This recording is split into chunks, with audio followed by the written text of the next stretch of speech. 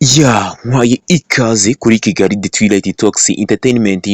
Nk'uko mubaze kubimenyera abakanze subscribe kabisa murabizi ko mbagezaho amakuru y'ibyamamare aba ari kugenda avugwa hirya no hino, cyane cyane biba bigezweho uwo mwanya, dore ko nta na gato nta n'akantu na gato mba nshaka ko kagucika hano kuri Kigali The Twilight Talks Entertainment. Rero wakanze subscribe ndagushimiye cyane, nawe utarayikanda yikande vuba vuba kugira ngo ujye wumva amakuru abagezweho mu byamamare nimba yakunda. So ni ukuvuga ngo inkuru inzanye nonaha ni ukukubwira ko uyu muhanzi ngo ni Bulldog ndetse na P-Fla, Bulldog na P-Fla kabisa, ubu ngubu nabo bamaze kurwara indwara y'amaso y'amarundi. Ngira ngo indwara y'amaso y'amarundi ni indwara iri mu zigezweho ubu ngubu, cyane cyane muri Afurika y'Iburasirazuba cyangwa se muri East Africa. Ni indwara igezweho cyane, ni indwara abantu benshi bari kugenda bandura kabisa. Nk'uko bigaragara, nkaho uri kunyumva aka kanya, nawe waba umuhamya, bitewe n'uko ubu ngubu ushobora kuba uzi nk'umuntu wayirwaye, yaba uwo mu muryango wawe cyangwa se nk'umuturanyi, ndetse no mu bari kunyumva ubu ngubu nonaha harimo abayirwaye. Rero uyu Bulldog ndetse n'uyu P-Fla nabo bamaze gufatwa n'iyi ndwara y'amaso y'amarundi. Iyi ni inkuru dukesha ikinyamakuru cy'Igihe, ni inkuru dukesha ikinyamakuru cy'Igihe kabisa, aho bagize ngo abaraperi barimo Bulldog na P-Fla bugarijwe n'indwara y'amaso y'amarundi, ngo ubusanzwe yitwa conjunctivite, ngo imaze iminsi yibasiye akarere ka Afurika y'Iburasirazuba.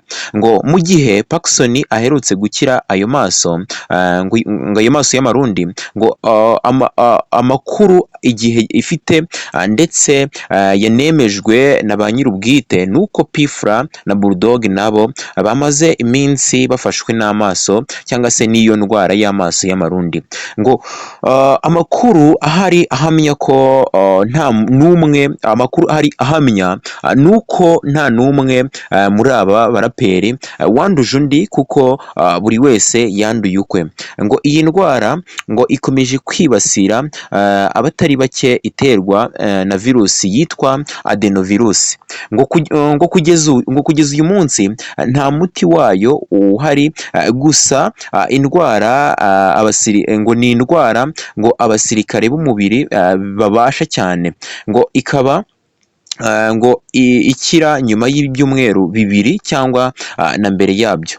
Ngo akenshi ngo umuntu ufashwe n'iyi ndwara ahabwa imiti igabanya ububabare mu gihe hategerejwe ko ikira.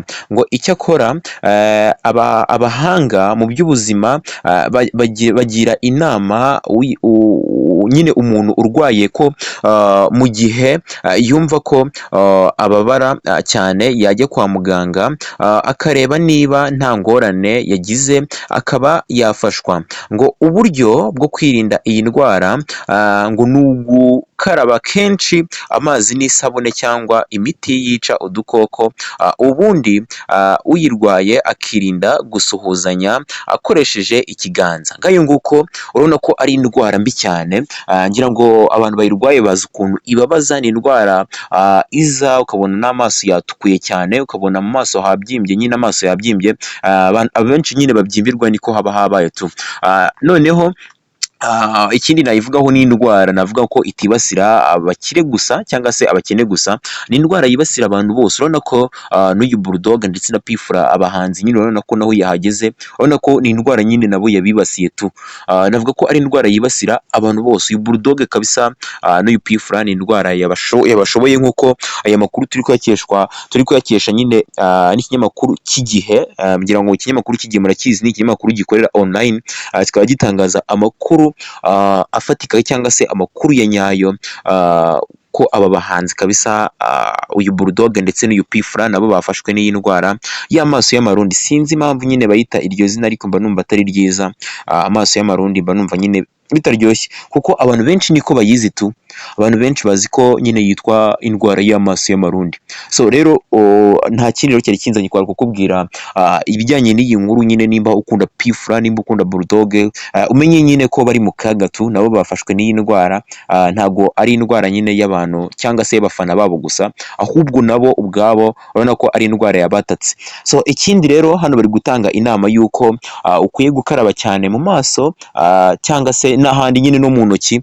Ukwiye gukaraba mu ntoki kugira ngo niwikura mu maso, urumva nyine niba wikoze mu maso wanduye cyangwa se wasuhuje umuntu uyifite hagiyeho udukoko, ukikora mu maso tayari urahita wandura. So bari kutugira inama y'uko dukwiye nyine gukaraba cyane, kandi dukoresheje isabune n'indi miti ishobora kwica udukoko kugira ngo wirinde iyi ndwara, dore ko ari indwara navuga ngo iri ahantu hose, ahantu hose uri kujya ntabwo uri kubura umuntu urwaye iki cyorezo kabisa.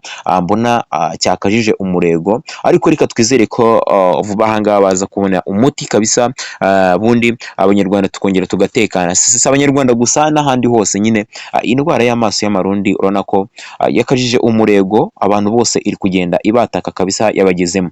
So nta bindi birenze rero nanje kukubwira, ko ari ukukugezaho aya makuru y'uko Bulldog ndetse na P-Fla ubu ngubu banduye indwara y'amaso y'amarundi.